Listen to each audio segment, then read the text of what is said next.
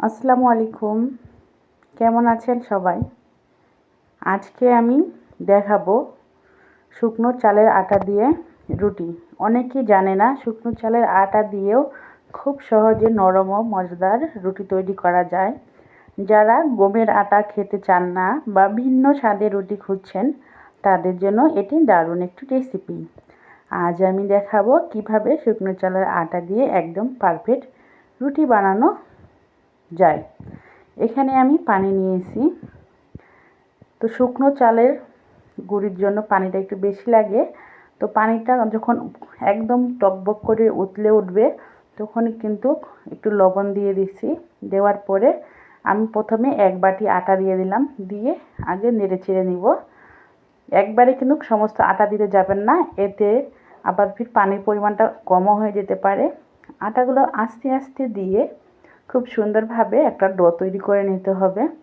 আমি কিন্তু 2 ভাগে আটা দিয়েছি। আমার কথা হলো আমি অল্প অল্প করে আটা দিয়ে একটা সুন্দর করে ডো তৈরি করে নেব।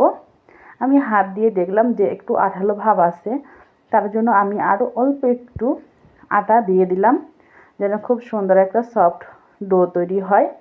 আমরা অনেকেই তো জানি না কিভাবে এত নরম সুস্বাদু একদম সফট শুকনো চালের আটা দিয়েও রুটি বানানো যায়। আপনারা না দেখলে বুঝতেই পারবেন না। তো আমি এখন ঢাকিয়ে রেখে দিব 20 মিনিটের মতো বা 10 মিনিটের মতো, আপনারা যে যেমন পারেন ঢাকিয়ে রেখে দিবেন। তো দেখতে পারলেন কতটা সুন্দর সফট ও নরম। তো ঢাকিয়ে রাখলে কিন্তু অনেকটা সময় সফট হয়ে আসে, আপনারা সঙ্গে সঙ্গে করতে যাবেন না। তো এখন আমি রুটিগুলা একে একে বেলে নেব। তো ওয়েলকাম ব্যাক রমণী রান্নাঘর ব্লগ লাইভ স্টোরি, আপনাদের সকলকে স্বাগতম। আজকের রেসিপিটা অবশ্যই আপনাদের ভালো লাগবে।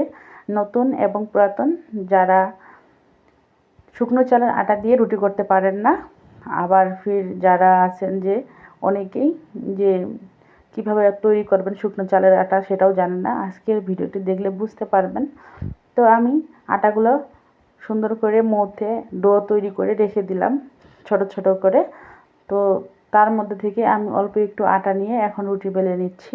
রুটিটা কিন্তু একদম মোটা বা একদম পাতলা করা যাবে না, যেহেতু চালের রুটি একদম মোটা করলেও ভালো হবে না, আবার একদম পাতলা করলেও ভালো হবে না। তাই মিডিয়ামভাবেই রুটিটা বেলা খুব সুন্দর হয়। আর যদি ডোটা পারফেক্ট হয় তাহলে কিন্তু রুটিগুলোও খুব সুন্দরভাবে হয়। দেখুন বন্ধুরা, খুব সুন্দরভাবে রুটিগুলো হয়ে গেল, কোথাও কোনো রকমের যে জমা বা কোনো রকম গিলঠি নেই। একদম খুব সুন্দরভাবে পারফেক্টলি রুটিগুলো কিন্তু হয়ে গেছে। আর এভাবে রুটিটা করলে কিন্তু খুব সুন্দর আর মজার হয় খেতে, মানে একদম সফট থাকে। অনেকে পারে না, মনে হয় যে তারা রুটি বানাতে যায় মনে হচ্ছে মহা বিশ্বযুদ্ধ শুরু করে দিয়েছে, ভাবে যে শুকনো চালের আটা দিয়ে কিভাবে করব। আমরা আসলে যারা শহরে থাকি চালের আটা সহজে সব সময় কেনা হয় না, তো একবারেই এনে রেখে দিতে হয় কুটে শুকিয়ে, যেমনটা আমি করি, শুকিয়ে রেখে দেই। তো এদিকে আমি একটা গরম তাওয়া চড়িয়ে দিয়েছি, এখন রুটি দিয়ে দিলাম।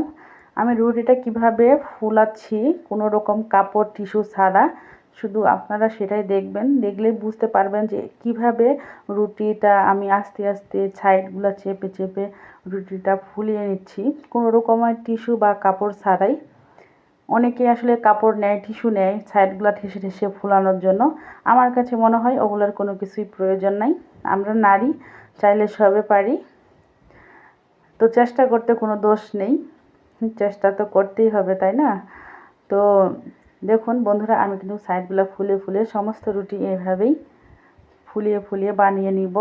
আর এরকম কিন্তু নতুন নতুন রেসিপি পেতে অবশ্যই রমণী রান্নাঘর ব্লগ আমার সঙ্গে থাকতে হবে।